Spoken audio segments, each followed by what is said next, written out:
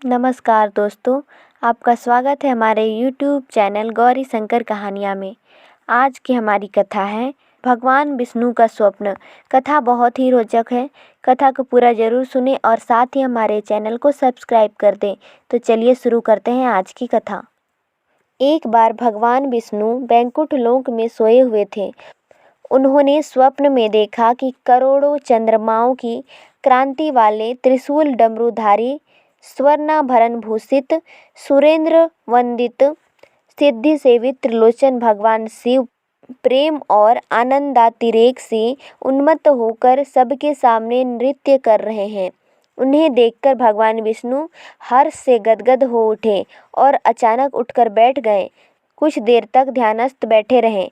इस प्रकार बैठे देखकर लक्ष्मी जी पूछने लगी, भगवान, आपके इस प्रकार अचानक निद्रा से उठकर बैठने का क्या कारण है?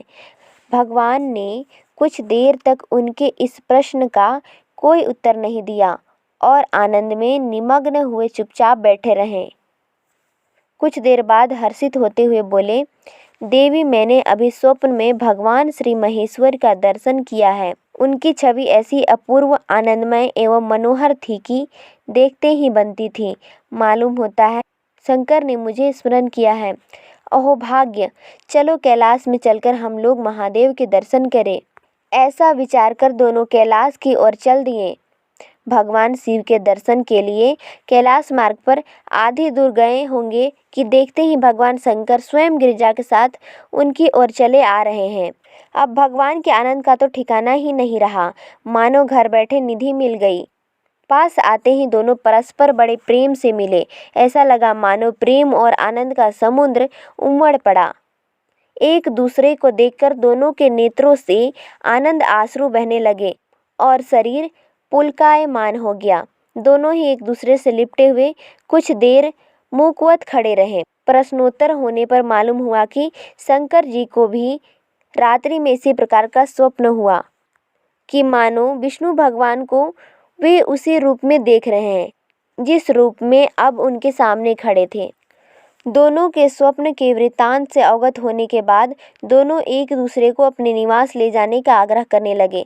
नारायण ने कहा कि बैकुंठ चलो और भोलेनाथ कहने लगे कि कैलाश की ओर प्रस्थान किया जाए।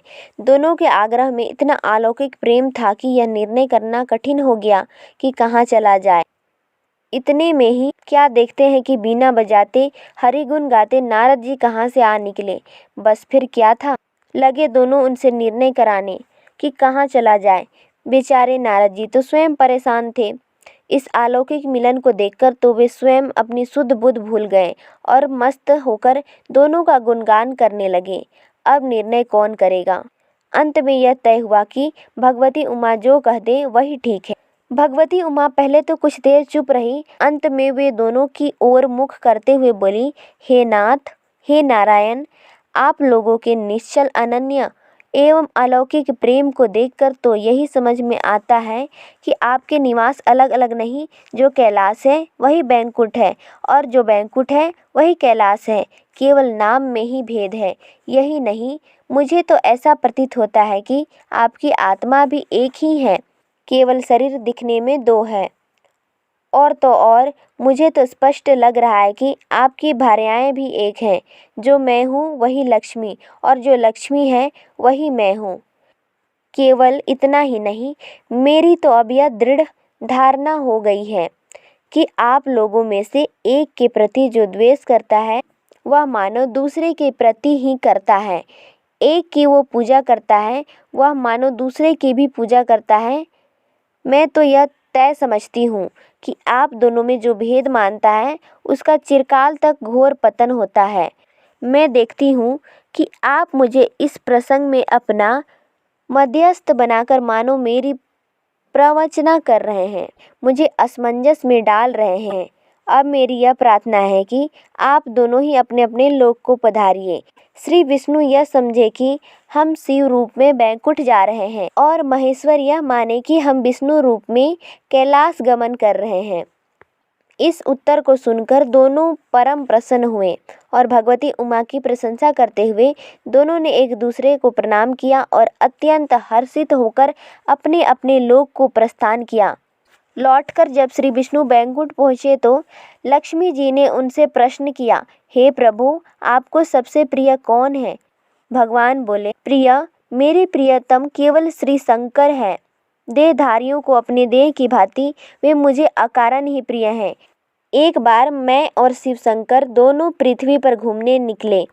मैं अपने प्रियतम की खोज में इस आशय से निकला कि मेरी ही तरह जो अपनी प्रियतम की खोज में देश देशांतर में भटक रहा होगा, वही मुझे अकारण प्रिय होगा।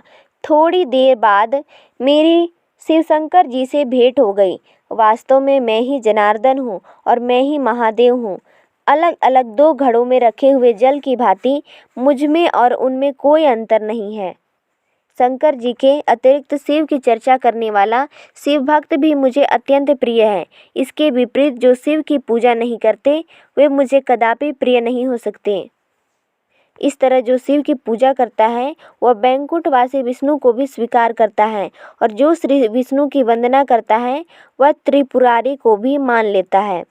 यदि आपको हमारी कथा अच्छी लगी हो तो चैनल को सब्सक्राइब कर दें और कमेंट में हर हर महादेव और जय श्री हरि जरूर लिखें। धन्यवाद।